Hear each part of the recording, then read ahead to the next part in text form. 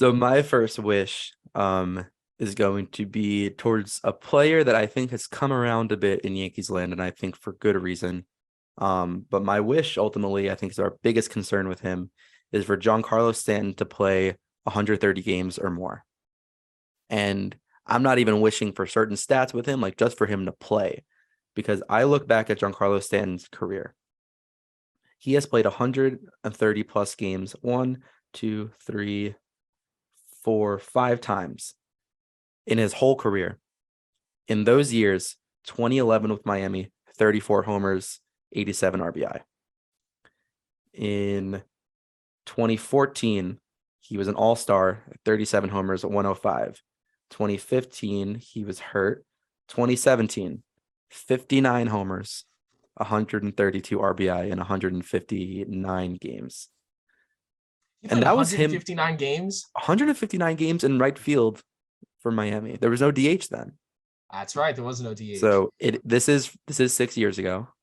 But Giancarlo Stanton, I don't think he's a top left field option in terms of solving that problem for the whole year with a big Yankee Stadium left field, and we might talk about that a bit later. But he can play the field. He played 159 games in 2017.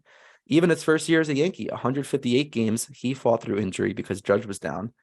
He had a bad year, quote unquote. 38 homers, 100 RBI. Like so. And in 2021, back to it, he had 35 homers, 97 RBI in 139 games. So if Giancarlo Stanton can give us 130 games, last year he only gave us 110. He still hit 31 homers in 110 games. Giancarlo Stanton can easily give you 45 home runs at Yankee Stadium if he is somewhat healthy. And 130 games for a DH is a pretty low bar. And I think we can get him there. I think he'll need to have a healthy rotation of playing the field every few days, maybe in left fields that are favorable, like Fenway, Houston, with the Crawford boxes there. So Stanton has proven that he can be really great for us, and especially if he parlays that health into a postseason, he can carry a team with his bat through the postseason. Liam, that's a great point. I was just going to say, you want to I know the Yankees past few postseason trips haven't ended the way they wanted to, but there's one guy who's shown up and hit. And Giancarlo Stanton is hitting in the playoffs. I love watching him. You look at the average last year. What did he bat last year? I think it was 210 or 211. The man hits in the playoffs. He also loves to hit against the Red Sox in Fenway. And I love it. That man hits in Fenway. I was under the impression, Liam, for a little bit that the Yankees should sign Giancarlo Stanton to a contract where he only plays at Fenway and in the playoffs. And I'm telling you, he would bat 450 with 17 home runs in about 25 games. It would be insane. Granted, his postseason average was 188, but that actually this year, Liam, over 9 games for the Yankees, was 4th on the team in hitting, only behind Bader, IKF, and Rizzo, and then it was Stanton with a 188. That Houston series did wonders for our offensive numbers there. Oh boy, yeah, especially those strikeout numbers. God. Yeah, that's a tough one. That's a tough one to talk about, isn't it? Stanton is always going to be high strikeout. He's going to contribute to that. So when the Yankees look bad, Stanton's going to look the worst because he has one of the more unorthodox swings in the modern era of baseball.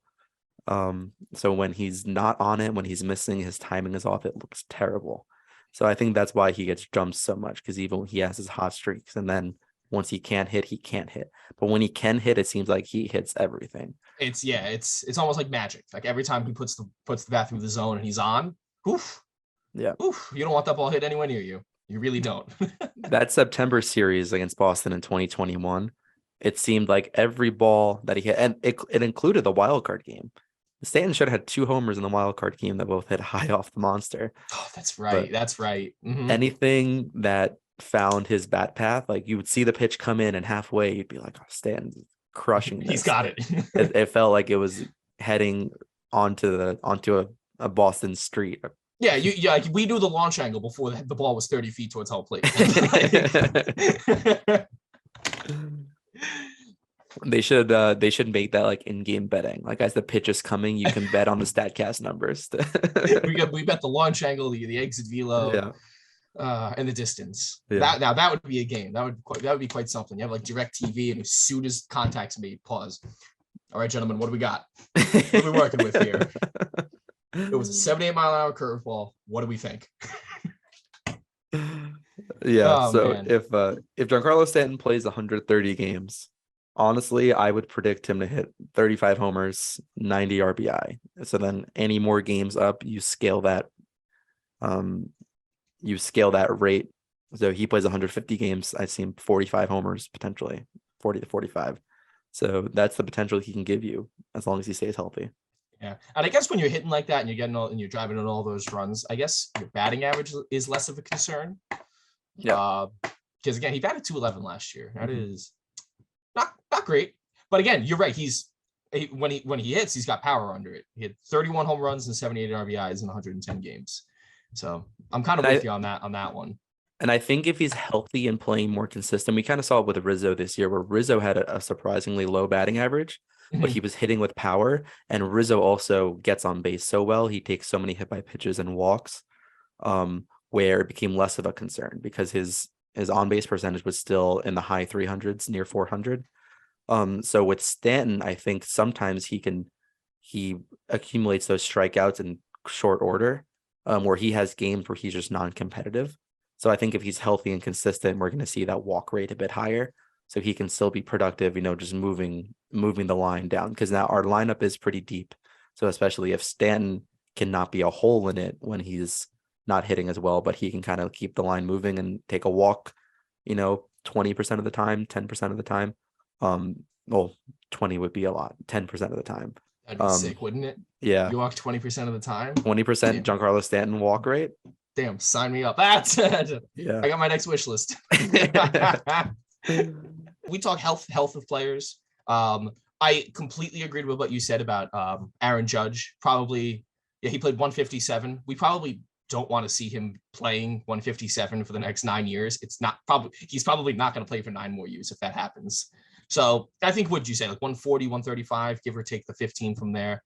I would love to see Aaron Judge stay healthy. If he can stay off the IL, I think that would be great. And my other player health concern is a guy. I think he's been a Yankee for the past couple of years, and I think the Yankees are still waiting for the bat to fully return, because I know he's had. I was reading he has a toe injury. Is DJ LeMahieu needs to get 100% healthy. I think a lot of things are going to change for the Yankees. I really think they've been missing that high batting average guy, that guy that's going to get on base, the guy that's going to move guys from first to third with base hits. I think the Yankees have really been missing that from DJ. I actually had to look him up because I couldn't find him on rosters and things. And I'm like, is DJ not a Yankee anymore? And I'm like, I'm pretty sure he just won a Gold Glove. So also having him in his back pocket for guys just in case they go down, because DJ can play second, he can play first, he can play third. Really, if you were really, really stuck and you want to throw him in left field, I'm sure he could do that too. But that is a less than ideal option in my opinion. So sorry. That's in case of emergency. Yes, very much so. Very much so. I love DJ LeMahieu. And what did he bat last year? Let's see. It was skewed down because of the end of the year. Like he tried to play through it at the end, and he looked really bad. He finished with a 261. Yeah. Which was still, it was tied for IKF for 5th on the Yankees in batting average. And for a lot of that year, I remember it hovering from seeing it in the stadium at around 280. So yes. Which was usually second to Judge. I would also like to put a little asterisk on the last statement that I just made. I said he was tied for 5th in batting average with IKF. The website I'm using has no adjustment towards games played and games started. So technically, Robert Brantley led the Yankees in batting average with 333 in one game. Robert Brantley, well done. Rob Brantley. Round of applause. You did what you needed to do. You got up 3 times. He went 1 for 3 last year. And you hit a double. And he hit a double. So. Rob Brantley taking Jose Trevino's spot. Wow, that would be a spicy episode. Yeah. That is all-star Jose Trevino to you, by the way. That's potentially team MVP Rob Brantley you're talking about. Wow. He's really climbed the ranks in the past minute. Rob Brantley, I can't wait to see you out on opening day behind the plate. Yep.